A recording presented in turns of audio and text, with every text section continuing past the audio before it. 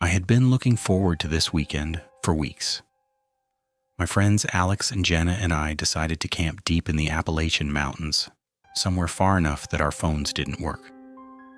The drive took us down a twisting dirt road, flanked by thick pines and creeping fog.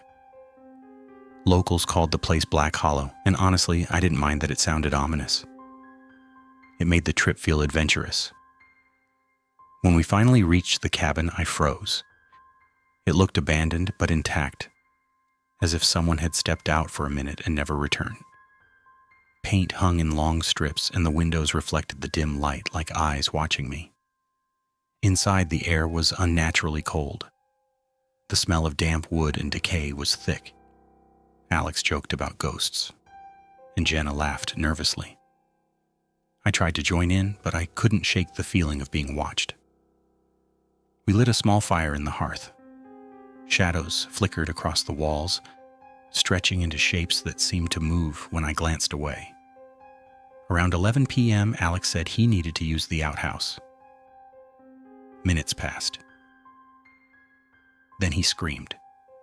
My heart leapt as Jenna and I ran outside. Alex was frozen, staring into the dark woods.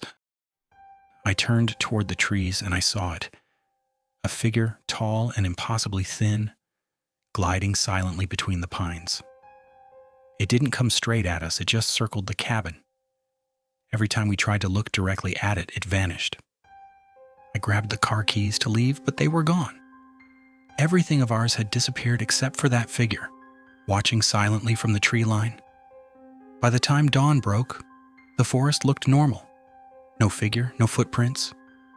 Just our abandoned campsite and a cabin that seemed untouched.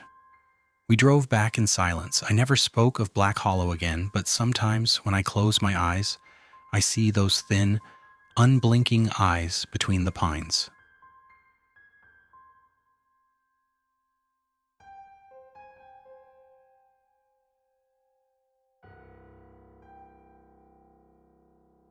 I had always loved hiking the Appalachian Mountains, but the trail I chose that weekend felt different.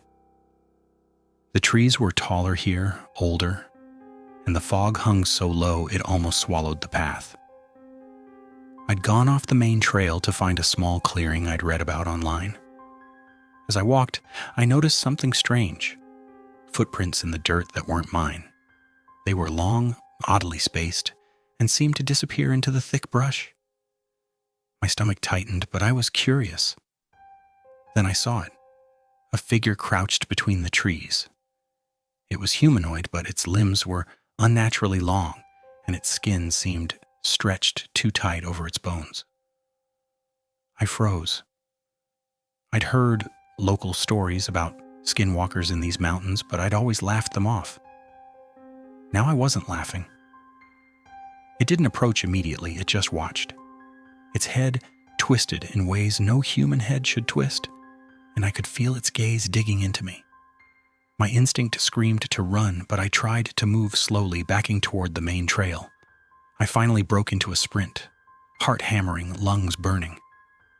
The trail seemed endless, and every turn brought another glimpse of the figure, always between the trees, never fully revealed.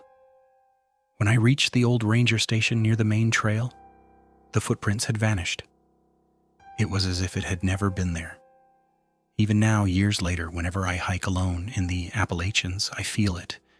The awareness that something is watching just beyond the trees, waiting.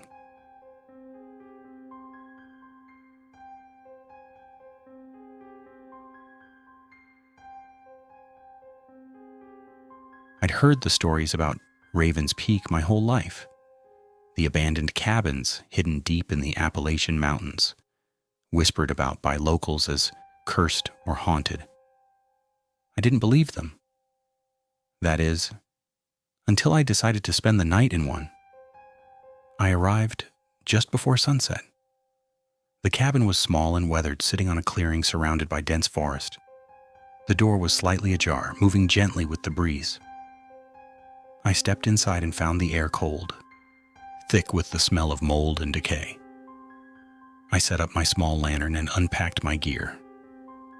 As darkness fell, I started hearing it. soft scratching noises on the outside walls like claws dragging along the wood. I told myself it was just animals, but the sound didn't move. It stayed consistent, circling the cabin slowly. Around midnight, I couldn't take it anymore and decided to step outside. The moon was full, but the forest felt suffocating. That's when I saw something. A dark shape slipping between the trees, moving unnaturally fast. My heart pounded and my hands shook as I fumbled for my flashlight. It stopped at the edge of the clearing, just beyond the reach of the moonlight. I could barely make out its form, tall, hunched, and impossibly thin. Its eyes glinted in the darkness, fixed on me. I froze, too terrified to move, feeling as if the forest itself was holding its breath. I ran back to the cabin, slammed the door, and barricaded it with whatever I could find.